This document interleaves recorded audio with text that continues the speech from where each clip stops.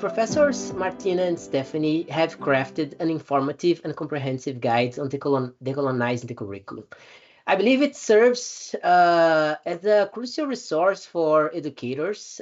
It also reflects an important element of their personality in a way, I guess, which is showing people how to navigate around or sometimes over some of the challenges that power structures impose on people who wants to challenge them.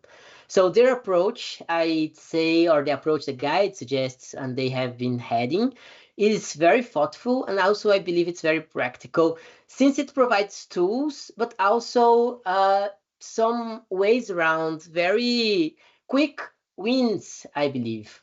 When brought into the context of education, decolonialism is often mistakenly perceived as nice or a nice initiative, something that is nice to have.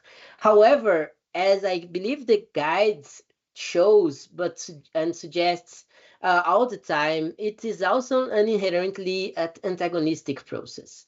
I also believe that even if we restrict decolonization to education, which is, of course, just a small universe around everything that decolonialism tries to touch and change, it remains confrontational. And it's very important, I believe, to keep this in mind. It's a confrontational process. It's about challenging and dismantling narratives that dominate pedagogical frameworks and sometimes silently. So sometimes they are there, and I guess this is the more powerful narratives are those that exist without us even realize they are there.